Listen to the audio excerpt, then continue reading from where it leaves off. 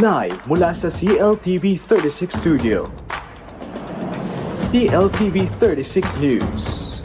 Maya Pabengi, Pampanga, magandang gabi, Central Luzon. Ako po si JM De Jesus at oras na para sa mga maiinit na balitang Central Luzon ngayong Huwebes, September 4. Pagkakakulong ni San Simon Mayor Punsalan, lagpas sa 36-hour rule ng mga warrantless arrest ayon sa korte.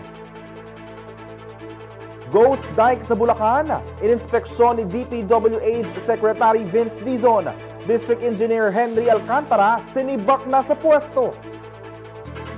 Kabataan at mag-aaral, katuwang sa pangangalaga ng kalikasan at karagatan. Polisiya sa kanselasyon ng klase at trabaho, ipapasuri ng palasyo sa NDRRMC. At TNVS drivers, ibinaraingang nararanasang panggigipit. May panawagan sa Angeles City Local Government Unit. Isang dike sa barangay Sipat sa Plaridel, Bulacan ang ininspeksyon ni DPWH Secretary Vince Dizon matapos madiskubreng hindi pa pala tapos ang proyekto na idineklarang 100% complete noon pang 2024. Nakasingil na rin ng mahigit 96 million pesos sa mga kontratista ng naturang proyekto. Kaugnay nito, sinibak sa pwesto si Bulacan 1st District Engineer Henry Alcantara at nakatakda rin siyang sampahan ng mga kaukulang kaso. Magbabalita si Raymond Tasoy. Nagsagawa ng inspeksyon si Department of Public Works and Highways Secretary Vince Dizon sa gilid ng ilog Angat malapit sa Angat River Bridge ng North Luzon Expressway o NLEX, kung saan tinawag niyang patay na pilit binubuhay ang dike project sa barangay Sipat, Plaridel, Bulacan. Ayon sa kalihim, isang ghost project ang naturang dike dahil noong 2024 pa sana dapat nasimulan at natapos. Subalit idineklarang 100% complete na ito kahit 3 linggo pa lamang nasisimulan ng aktual na trabaho. Nakasingil na rin umano ang mga kontraktor nito sa gobyerno ng 96.4 million pesos. Nakapirma sa naturang project sina dating DPWH Bulacan 1st District Engineer Henry Alcantara, dating OIC District Engineer Bryce Hernandez at OIC Assistant District Engineer JP Mendoza. Dahil sa mga anomalya sa proyekto, agad na ipinatupad ni Dizon ang dismissal ng mga opisyal. Matatanda ang suspended lamang si Alcantara, ngunit formal na siyang idinismiss sa serbisyo ngayong Huwebes, September 4, kasunod ng investigasyon sa mga anomalya sa flood control projects. And next week, I will ask the DPWH legal to recommend filing charges, the appropriate charges against Henry Alcantara. Criminal? Obviously, criminal to. No, criminal to. Pag nanakaw ito 100 million. 100 million. 100 million. So, si Henry Alcantara, dismissed, and we will recommend filing of charges with the Ombudsman. Ipinapadismiss na rin ang kalihim si Hernandez at Mendoza. I will already begin proceedings of dismissal. No, may proseso tayo dyan, kailangan nating sundin yan. Pero sisimulan na natin yan at hindi ako magtataka na madidismiss na rin to very, very soon. Pero hindi na natin hihintayin yan. Papapayagan na rin natin kasabay ni Henry Alcantara ng appropriate charges sa Office of the Ombudsman. Babala pa ng kalihim, sasampahan din ng kaso sa Ombudsman ng mga taga-DPWH na nasa likod ng mga kahalintulad na proyekto. Sa huli, may maanghang na pahayag si Dizon para sa mga sangkot sa mga anomalyang proyekto. Kasi hindi tao yung gumawa nito, hayop. Mga hayop ang gumawa nito, hindi sila tao. Para gawin nila ito sa mga kampanya natin. And believe me, itong mga hayop na ito makakukulong. Nito lamang Hulyo, pinaigting ni President Ferdinand Marcos Jr. ang inspeksyon at pagsita sa mga palpak na flood control project. Ipinag-utos din niya na ipataw ang perpetual ban sa mga kontratista at kumpanyang sangkot sa ganitong proyekto sa ilalim ng DPWH. Kasama si Cheska Evangelista, Raymond Tasoy, CLTV 36 News. Tumaas sa 35% ang bilang ng mga Pinoy na nagsabing gumanda ang kanilang buhay kumpara noong nakaraang taon. Ayon sa pinakahuling non-commissioned survey ng SWS, ikinutuwa naman ito ng Malacanang na nangakong patuloy na nagsisikap para sa mas mabuti pang pamumuhay ng mamamayan. Naritong report. Tiniyak ng Malacanang na tuloy-tuloy ang mga programa at inisyatiba ng administrasyon ni President Ferdinand Marcos Jr. para mapataas ang kalidad ng buhay ng bawat Pilipino, kasunod ng positibong resulta ng pinakahuling survey ng social weather stations. Batay sa non-commissioned survey na isinagawa noong June 25 to 29, tumaas sa 35% ang mga Pilipinong nagsabing gumanda ang kanilang buhay kumpara noong nakaraang taon. Bahagyang mas mataas ito kaysa sa 34% na naitala nitong Abril. Samantala, nanatiling pareho ang kalagayan ng buhay ng 42% ng mga tinanong, habang 23% ang nagsabing mas lumala ang kanilang sitwasyon. Dahil dito, nakapagtala ang survey ng Net Gainer score na positive 12 na nasa kategoryang very high. Pinakamataas ang Net Gainer score sa Visayas na nakapagtala ng excellent positive 22. Kasunod ang Mindanao na may positive 16, Metro Manila na may positive 10 at Balance Luzon na may positive 6. Ayon kay Palace Press Officer Claire Castro, ikinatutuwa ng administrasyon ng resulta at tiniyak niyang hindi titigil ang pamahalaan sa pagpapatupad ng mga hakbang para higit pang mapaangat ang kabuhayan ng mga Pilipino. Mahigit 1,200 na katao mula sa iba't ibang panig ng bansa ang lumahok sa survey na may positive-negative 3% margin of error para sa national percentages. Raymond Tasoy, CLTV 36 News.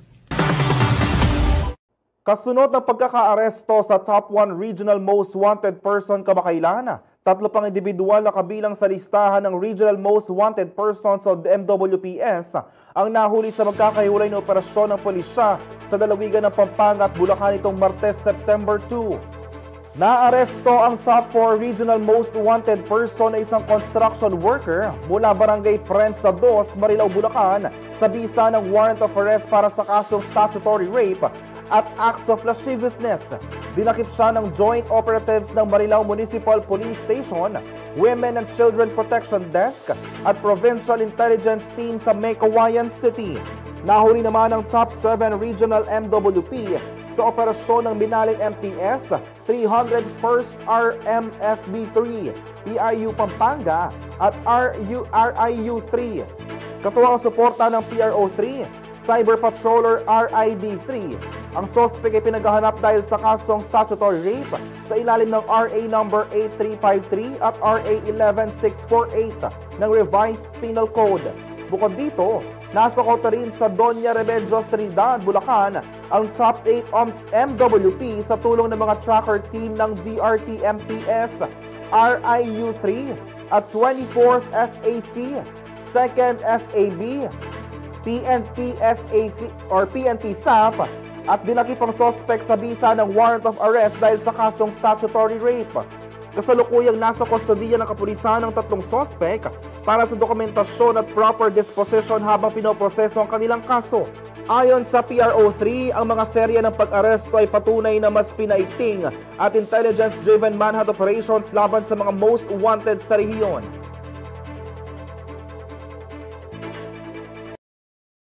Manatili nakatutok para sa iba pang mga balita ngayong araw.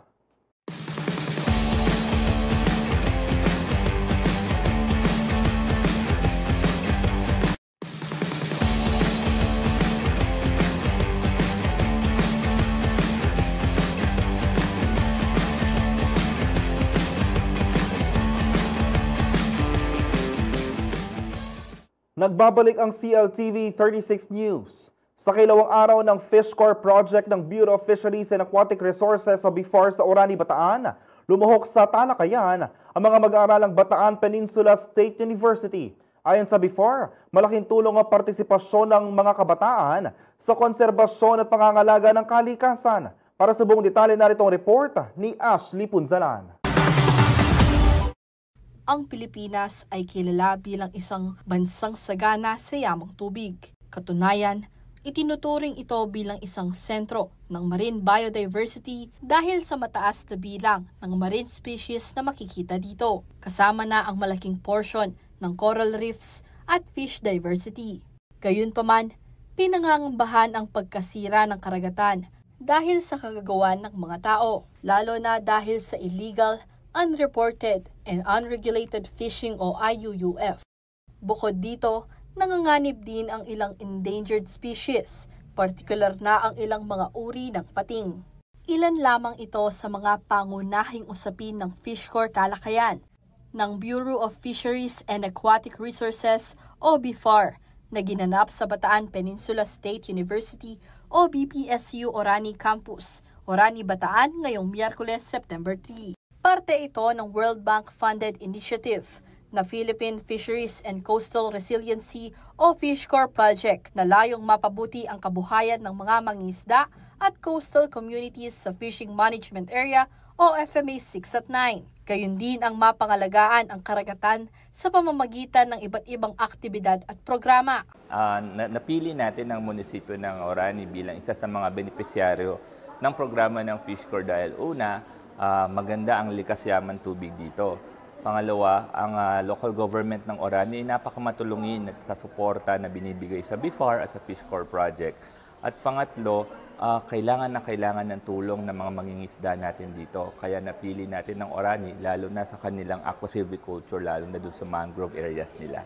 Muling lumahok sa FishCor talakayan ang ilang mga mangingisda at iba pang fishing groups sa morning session ng programa, habang napili naman bilang mga benepisyaryo para sa afternoon session ang ilang mga mag-aaral sa BPSU. Ayon kay Neil Kenneth Katibog, alternate focal person ng FishCor project, mahalagang maibahagi sa mga kabataan ang kaalaman ng wastong pangangalaga ng kalikasan, lalong-lalo na sa karagatan, na pinagkukuhanan ng kabuhayan ng maraming Pilipino. Gusto natin na maging kaakibat natin ng mga mag-aaral tungkol dito. Mas makatulong sila at mapalaganap nila ang tamang pangangalaga ng ating kalikasan at yamang tubig.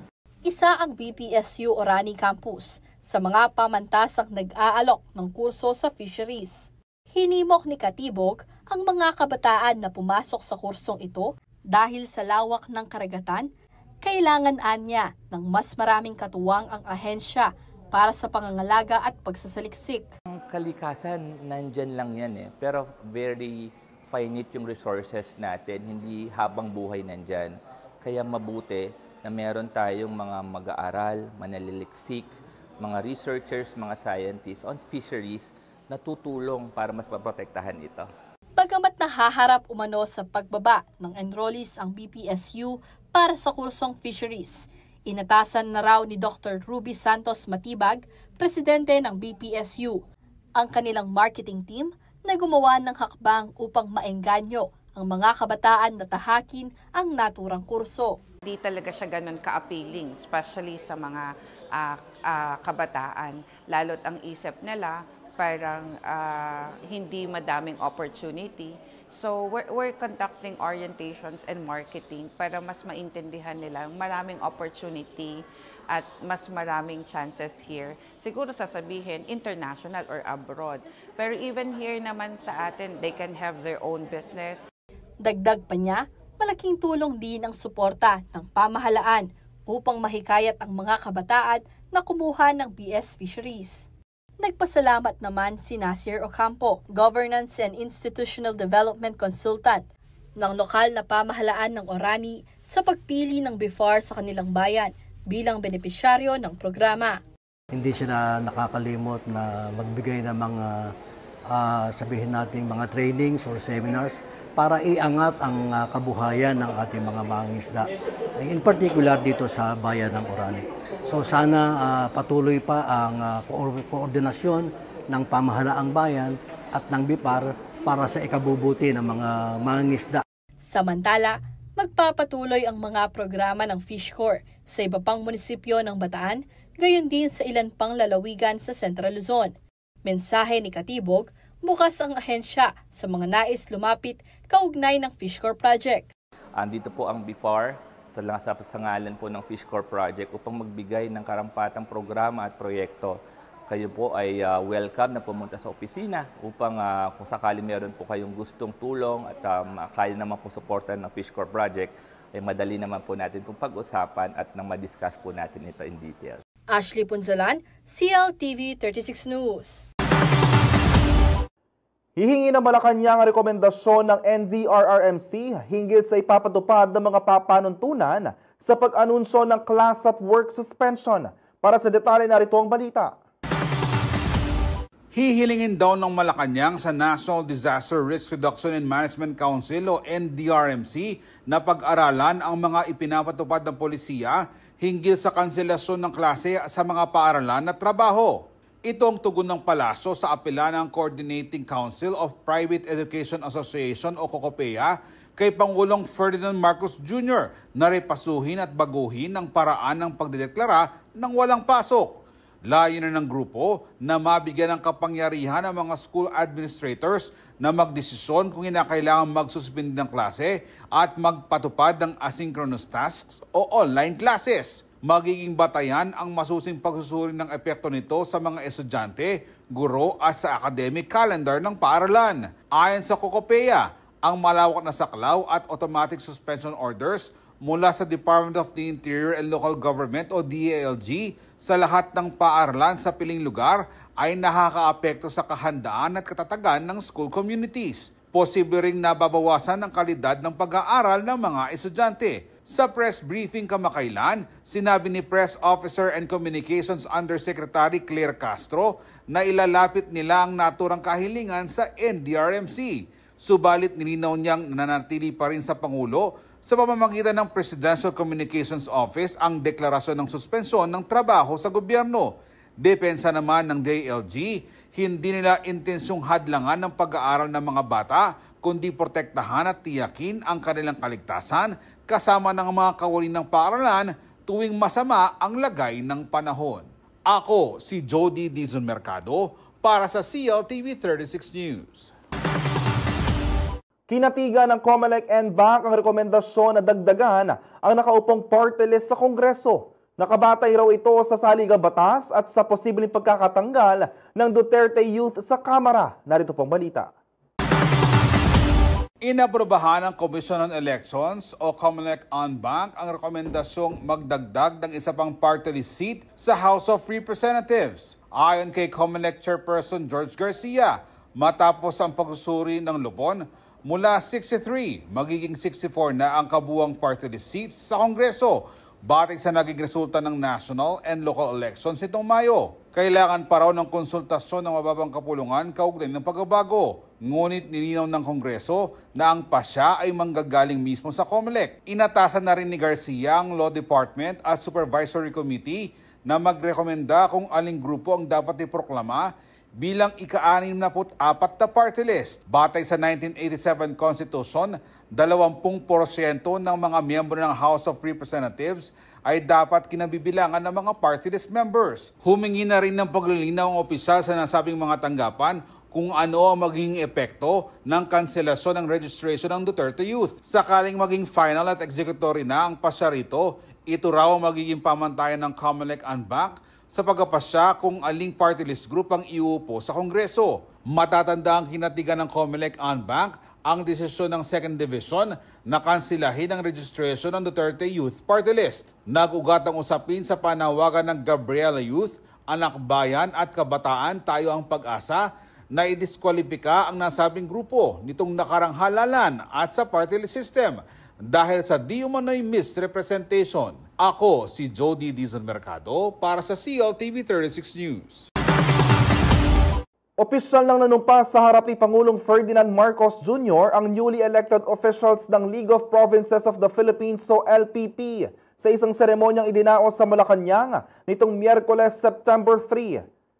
Muling pinangunahan ni South Cotabato Governor Reynaldo Tamayo Jr. ang LPP bilang National President. Kasama niya si Quirino Governor Daquila Carlo Cua bilang National Chairman at Pampanga Governor Lilia Pineda bilang Executive Vice President. Sa kanyang talumpati, pinuri ni Pangulong Marcos ang LPP sa kanilang suporta sa mga programa ng pamahalaan, partikular sa digitalization at pagtulong sa sektor ng agrikultura para mapanatiling abot kayang presyo ng bigas at agarang benepisyo sa mga magsasaka. Binigyan diin niya ang mahalagang papel ng mga gobernador sa panahon ng sakuna at krisis dahil sila ang unang tumutugon sa pangangailangan ng kanilang mga nasasakupan. Kumpiyansa si Marcos na tutuparin ng bagong opisyal ng LPP ang kanilang mandato na magsilbi ng tapat at may malasakit para sa kaunlaran ng bawat lalawigan sa bansa. Higit kailanman, kailangan ng bansang Pilipinas ang inyong pamumuno upang wakasan ang mga maling nakagisnan.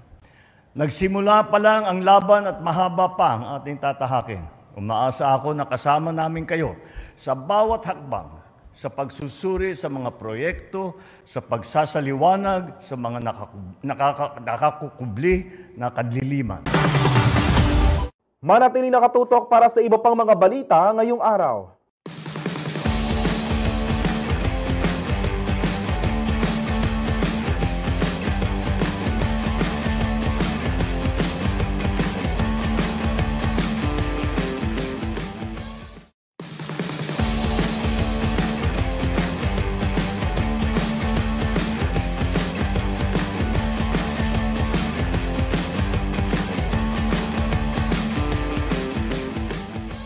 Nagbabalik ang CLTV 36 News. Nakapanayam sa pasada balita ilang TNVS riders sa Angeles City na dumaranas raw ng panggigipit sa kanilang paghahanap buhay. Alamin ang kanilang salawin sa report na ito.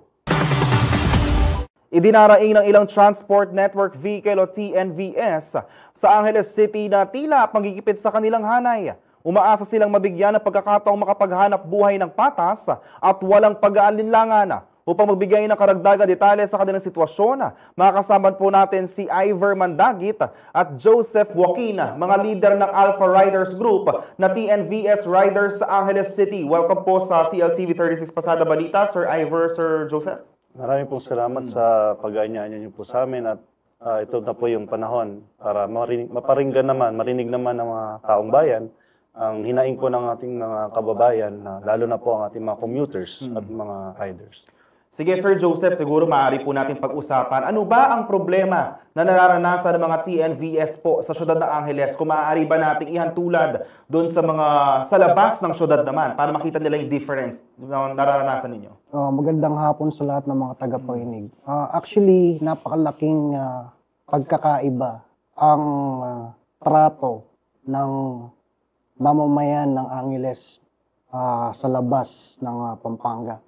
Kapag nagbabiyahe ang isang TNVS rider. So dito sa lungsod ng Angeles, dito lang kami nakakaranas ng panghaharas, pambubuli ng mga miyembro ng TODA. When we say pangharas, paano po ang ginagawa nila sa inyo, sir? Nandito na yung mamimisikal, magmumura, mga harang sila or babanggain ang mga motorsiklo namin or sisipain. So hindi naman nangyayari ito sa ibang lalawigan. Gaya ng Bulacan, San Fernando, Bamban, Capas, Tarlac, hindi nangyayari yan. Only in Angeles City. Ganyan sila kalala. Tunay ko lang po, Sir Iver, ito po bang, pagbabiyahe natin, nakakulong na po ba tayo sa syudad ng Angeles? So maaari tayo magbiyahe sa labas ng syudad o Region 3? Pwede kaming lumabas ng biyahe within Region 3 and 4A. Sa inyo, sir, sa inyong personal na naranasan, kumusta po ang inyong pagbiyahe sa Angeles City? At ano yung mga barangay, kung maaari po natin banggitin, na kung saan nahihirapan kayo, nagdadalawang isip kayo na puntahan yung ating mga customer sa babiyahe sana? Alam niyo, sir, ako may personal ako na experience na naharas na rin ako. 2 beses na rin ako inundayan ng patalim. Pero hindi tayo lumaban dahil inuna natin na yung mga kasama natin na pag tayo ay lumaban, baka mas lalala pa yung magiging sigalot ng mga riders at TODA.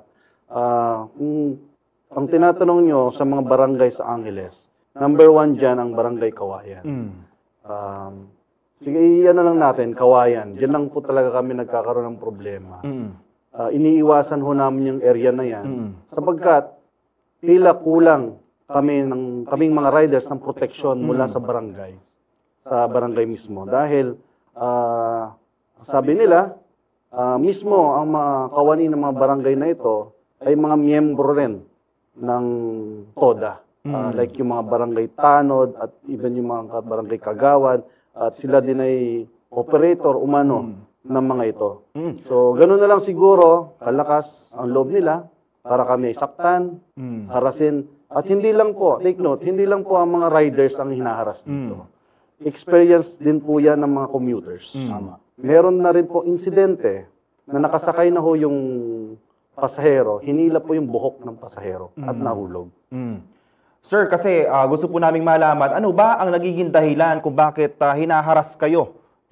Depende po sa kwento ninyo ng mga, kumbaga, yung mga tao doon sa mga barangay na nabanggit ninyo. Ito, isa po sa mga nakuha namin, Colorob daw po ang karamihan o ilan sa mga riders na nagsusundo sa mga customers. Ito po ba ito totoo? May application po ba ang inyong mother company ng permit sa Angeles LGU?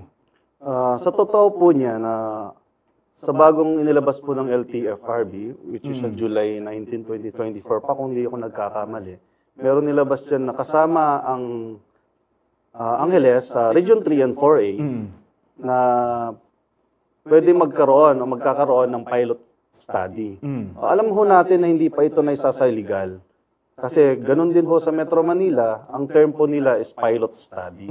So kung kaya naman po ito sa Metro Manila, bakit hindi po natin to gawin dito sa ating lungsod? Lalo na ho, ang Angeles City, kung hindi ako nagkakamali, nasa top 3 na, kasunod po ng Metro Manila at Cebu sa mga nangungunang city pagdating sa ekonomiya. So sana, mapagbigyan sana kami ng pagkakataon, maghanap buhay, dahil meron din ho kaming mga pamilya. Kapag ito ho itatanggalin po sa amin, marami pong maapektuhan. Hindi lamang po ang mga riders. Una na rin po dyan ang mga commuters. Ang mga commuters na ito, sila yung mga karamihan ay mga minimum wage earner. So, gusto lang nilang makatipid ng pamasahe. Gusto lang nilang mabilis sila makakapunta sa kanilang paroroonan, sa kanilang trabaho.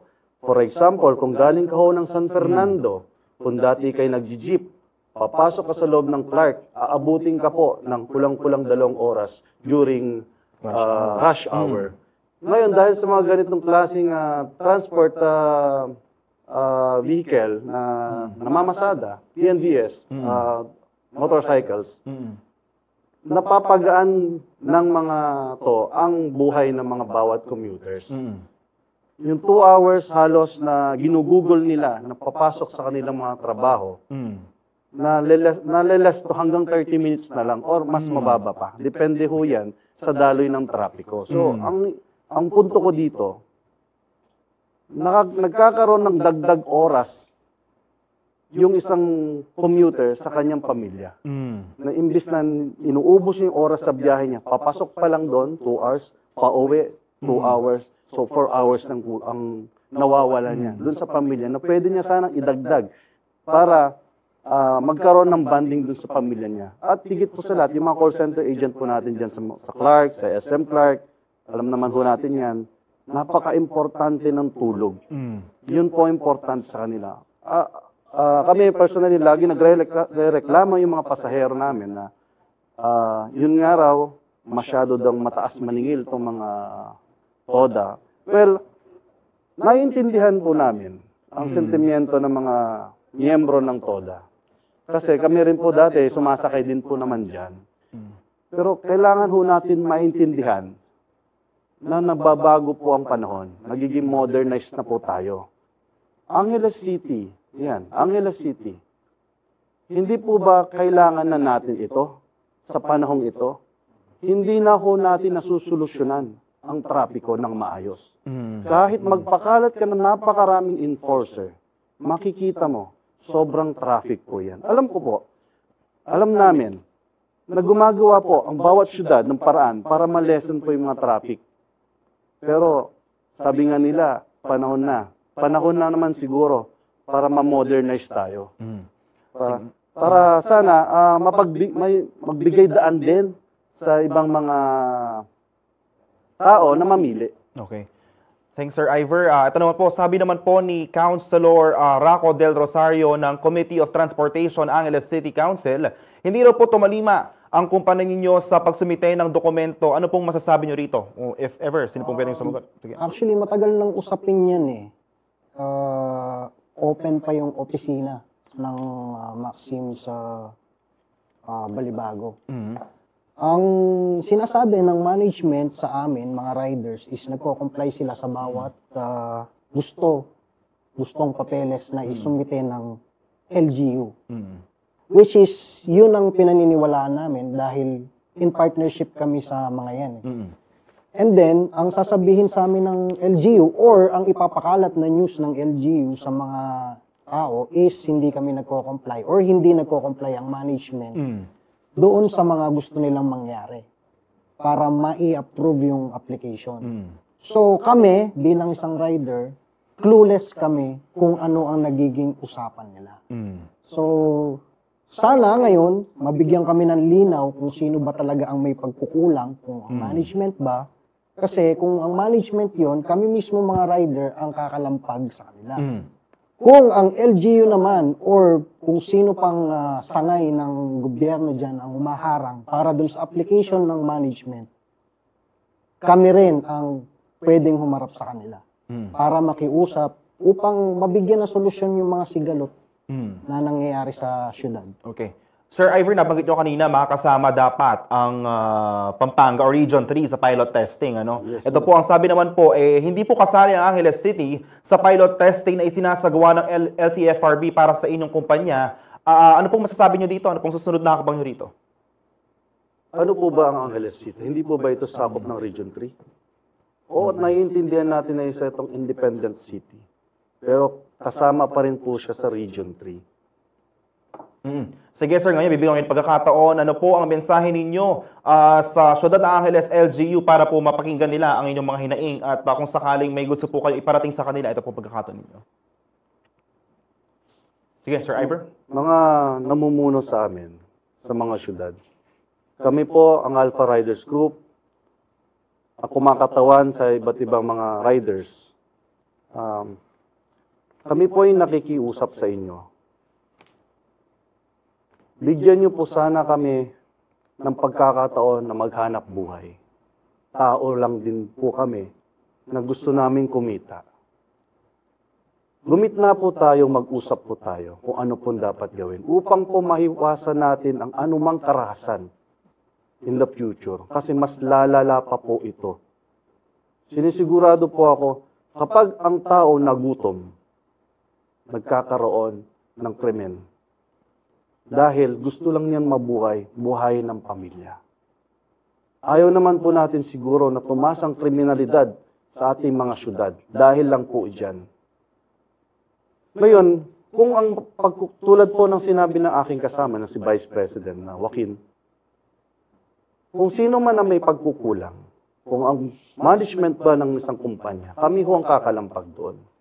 Pero gusto rin ho namin malinawan kung ano nga ba rin ang sinasabi niyong kulang pa ng kumpanya. Ilabas nyo kung ano yung kulang dahil hindi ho namin alam, clueless po kami, kung sino ho talaga ang nagsasabi ng totoo. Tama.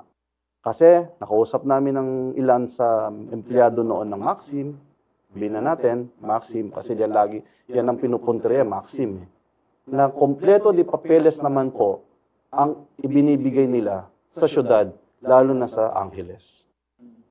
Ngayon, ang sinasabi naman po ng ating gobyerno sa Angeles ay hindi daw ito nagko-comply. Gusto lamang po namin malinawan. Hindi po namin kayo inaaway. Bigyan niyo po kami ng kalinawan kung sino po talaga o sino may pagkukulang, ano pa po dapat ang kailangan gawin. Ngayon, meron po akong suhestyon. Kung nagagawa naman po natin na ma-regulate ang mga tricycles, baka pwede naman po habang wala pa po yung permit na yan, ay mabigyan kami ng at least temporary permit lang within your city, Angeles City, para po makapaghanap buhay kami ng maayos. Kami po mismo ay makikipagtulungan para sumala ng mga riders. Dadaan po tayo sa training kung gusto nyo po. Ipapadrag test lahat natin ng riders, papakuhanin natin ng mga NBI, police, barangay, para po masala natin po lahat. Kasi ang inyong concern is safety. Ganon din po kami. Gusto namin din safe din ang mga riders. Gusto rin namin po na may paramdam sa syudad. Na hindi kami kalaban. Yeah, na hindi kami kalaban. At sana, huwag nyo sanang ituring kaming mga riders na parang mga hayop lang. Ahabulin, pagtitripan, pare-parehas po tayong Pilipino dito. Dapat unahin natin yung mga korap sa gobyerno. Yun ang ating dapat na pinupuntirya, hindi yung mga kapwa natin Pilipino na manggagawa. Toda TNDS. Mag-usap tayo, gumit na tayo sa tulong po ng gobyerno ng Angeles o ano pang syudad. Ano po ang dapat natin gawin para maiwasan na itong kaharasan na to. Yun po ang magiging suggestion ko na sana may konsidera ng pamunuan ng mga to. Maraming salamat po, Sir Ivor Mandagit at Joseph Joaquin, mga leader ng Alpha Riders Group ng TNVS Riders Angeles City.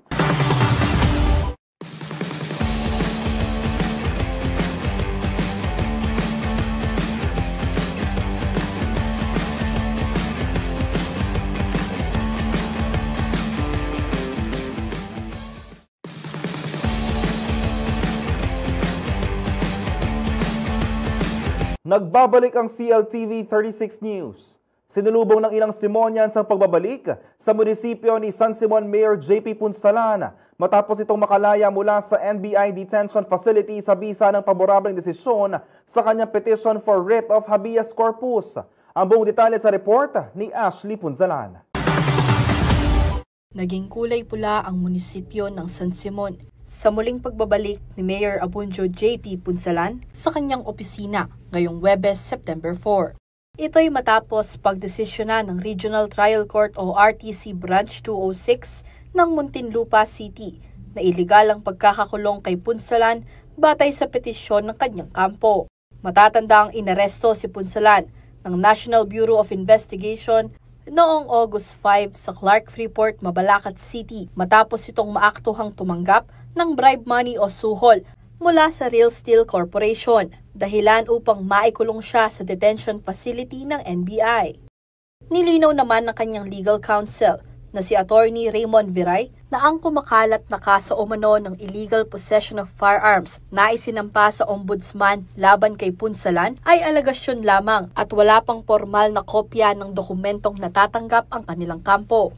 Gayunpaman, kinumpirma niya na may kasong administratibo ng isinampa laban sa alkalde. Hindi sila statements, hindi sila facts. No? These are allegations which are currently pending in, I believe, sabi nila sa amin, pending daw to sa ombudsman. No? Up to now, wala pa kaming natatanggap na formal charges or copies of the charges. Mayroon daw sa ombudsman. No? Pero hindi pa namin nakikita. There is a admin case pending before the Sangguniang Panlalawigan. That much we can confirm kasi nakatanggap na kami ng copy nun. No? Nakita na namin. Dagdag pa ni Attorney Viray, ang desisyon ng korte ay nakatuon lamang sa pagkakakulong kay Punsalan at sa 6 pa niyang kasama dahil sa kawalan ng probable cause para sa kanilang detention. Lumabas din sa desisyon ng korte na iligal ang kanilang pagkakakulong dahil lumabag umano ito sa mandatory 36-hour time frame para sa mga warrantless arrest alinsunod sa Article 125 ng Revised Penal Code. Sa ilalim kasi ng batas na ito, hindi pwedeng ikulong sa higit sa 36 na oras ang isang tao na inaresto ng walang waran para sa mga serious crimes. Sa loob ng period na ito, dapat may presenta ang inarestong individual sa isang hukom upang matukoy kung legal ang detention nito. Mali kasi yung paparusahan mo yung tao bago mo siya dinggin. No? It's wrong to punish before due process. In our system of governance, it's always due process and, if necessary, punishment. Diba? Hindi baliktad. Ang nangyari dito baliktad eh. Kaya ganyan na nag-grant kagad yung habeas corpus. The habeas corpus dealt with the legality of the detention. No? It never dealt with any other issue. Samantala, ayon kay Viray, sa ngayon ay prioridad ng alkalde na maipagpatuloy ang kanyang mga naiwang trabaho at wala pa sa kanilang plano ang magsampa ng counter case. Right now, the mayor's focus is on governance and service to the people of San Simon. No? Those are legal options pero hindi yan pinaprioritize ni Mayor. Magtatrabaho siya, ipapatawag niya lahat ng mga department heads niya to continue, as we said, his focus on governance and service to the people of San Simon. Bukod dito, nakahanda umano ang kanilang kampo na sagutin ang mga alegasyon patungkol sa kaso at ang mga isyong kaugnay nito. Samantala, sa isang pahayag, nagpasalamat si Mayor JP sa walang sawang pagdadasal, pagtitiwala at sa mainit na pagtanggap ng kanyang mga taga-suporta. Gayon din sa kanyang Vice Mayor Ann Canlas at mga konsehal sa pagtataguyod ng lokal na pamahalaan kabila ng kanyang halos 1 buwan na pagkawala. Sa aking mga kababayan, sa lahat po ng sumuporta, sa lahat ng mahigit 18,000 magtiwala sa akin. Ay maraming salamat po. I likewise thank Vice Mayor Josephine Andy Canlas and the Sangguniang Bayan of San Simon for ensuring the continuity of governance during my temporary absence. Ashley Punzalan, CLTV 36 News. At yan ang mga balitang nakalap ng CLTV 36 News. Para sa karagdagang detalye, maaari niyong i-follow ang aming social media pages sa Facebook at CLTV 36 Official at CLTV 36 News. Sa Twitter o X, CLTV 36. Sa Instagram, CLTV 36 Official. Kung nais yung balikan ng mga programa ng CLTV, pwede niyong bisitahin ang aming YouTube channel sa CLTV 36 Official at ang aming website www.cltv36.tv. I-promote ang iyong negosyo para mas marami kang maabot sa TV at social media sa pamamagitan ng pagkikipag-partner sa CLTV 36. Magpa-advertise na at i-promote or i-feature ang iyong produkto o serbisyo sa aming mga news at public affairs program.